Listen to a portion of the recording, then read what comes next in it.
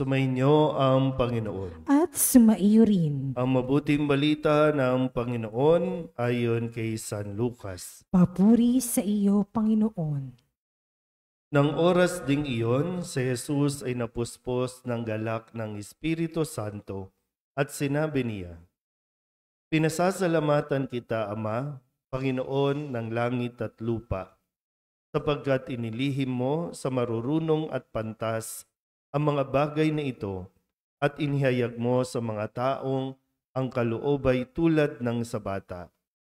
Oo, Ama, sapagkat gayon ang ikinalulugod mo. Ibinigay sa akin ng aking Ama ang lahat ng bagay. Walang nakakakilala sa anak kundi ang Ama, at walang nakakakilala sa Ama kundi ang anak, at yaong marapating pagpahayagan ng anak." Umarap si Jesus sa mga alagad at sinabi na di naririnig ng iba, "Mapalad kayo sapagkat nakita ninyo ang inyong nakikita ngayon. Sinasabi ko sa inyo, maraming propeta at mga hari ang nagnasang makakita ng inyong nakikita, ngunit hindi nila nakita. Hinangad din nilang mapakinggan ang inyong naririnig, ngunit hindi nila napakinggan." Ang mabuting balita ng Panginoon. Pinupuri ka namin, Panginoong Hesukristo. Isang mapagpalang umaga po sa inyong lahat. Ngayon po ay Martes para sa unang linggo sa panahon ng pagdating o Adbyento. At sa umagang ito, sinimulan natin pakinggan ang salita ni Jesus ng punong-puno ng pasasalamat. Sabihin niyo nga po, "Salamat, Panginoon." Sana po ito rin yung una nating naiisip, una nating nabibigkas na magpasalamat sa Diyos. Pagmulat pa lang ng mata, sana nasabi natin na salamat sa Diyos.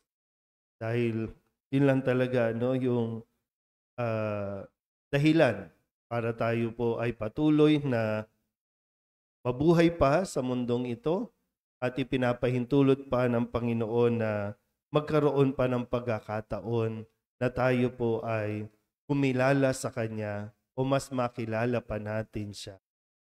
Sa Ebanghelyo, sabi dito, pinasasalamatan ni Jesus ang Kanyang Ama dahil sa mga bagay na ipinaliwanag o ipinakilala sa mga tao. Isang pasasalamat o isang biyaya ang makilala ng tao ang Diyos. Kasi wala tayong question doon sa kung kilala ba tayo ng Diyos. Dahil sa umpisa pa lang, alam naman ng Diyos, dahil Siya ang lumikha sa atin, alam niya tayo po ay mabuti. Kaya nga nilikha tayong kawangis ng Diyos. May kabutihan tayong taglay.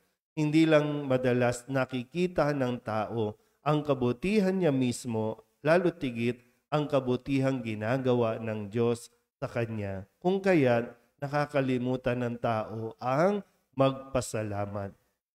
At dahil sa dami ng problema o ang madalas na makita ng tao ay ang problema at ang kawalan ng mga material na bagay sa buhay niya, kung kaya't imbis na magpasalamat, reklamo ng reklamo sa Diyos.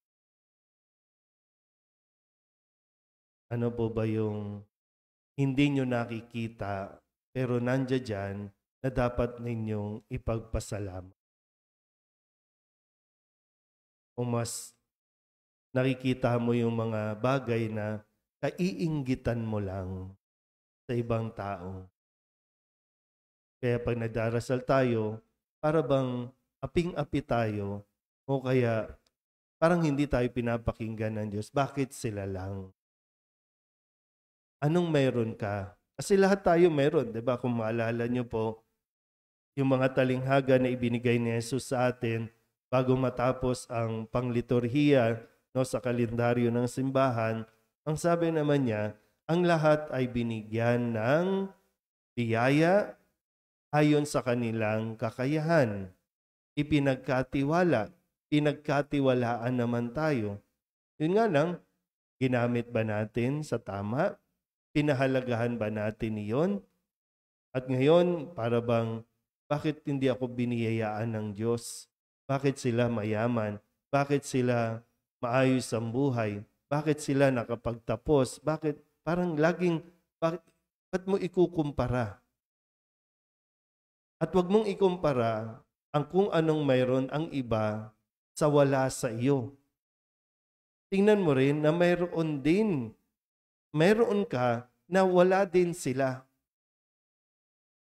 Pero sila talaga nakafocus sa goal nila, nakafocus sa kanilang kung ano yung kanilang pangarap, nagsusumikap, taglay yung pasasalamat sa Diyos.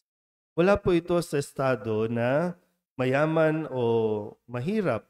Kasi ang sabi dito, kung taglay mo ang kalooban ng isang bata, ang bata laging appreciative. Ano na pag naturuan mo yung bata na magpasalamat sa lahat ng natatanggap o kapag may ibinibigay sa kanya, yung salita ng pasasalamat, kung naituro natin ito sa kanila. Kasi ngayon parang lahat ay karapatan ko. At pag sinabing karapatan ko, hindi ako magpapasalamat kasi akin yan. Karapatan ko yan. Mismong si Kristo, nagbibigay ng halimbawa na nagpasalamat siya sa kanyang ama dahil ipinagkaloob niyang mamulat o makilala siya ng mga tao. Biyaya po yun. Sana itong pagiging bahagi ninyo sa simbahan, ang paglilingkod ninyo sa simbahan, ang makapagsimba kayo araw-araw, hindi man dito physical o maging sa online, sana makita ninyong isang biyaya din ito.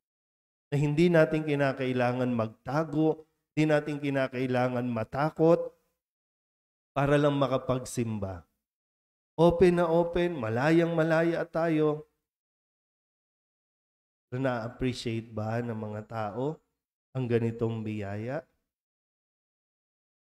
Ano po, no? Habang tayo'y naglalakbay patungo sa pagdiriwang ng kapanganakan ni Kristo, nawa ngayon din ay masimulan din nating isipin ang mga napakaraming biyaya na halos di natin mabilang na ibinigay ng Diyos sa atin. At simulan din nating i-appreciate yan para pagdating talaga ng pagsilang ni Kristo at nawa kung darating si Kristo na muli, masabi natin sa Kanya ang salitang salamat.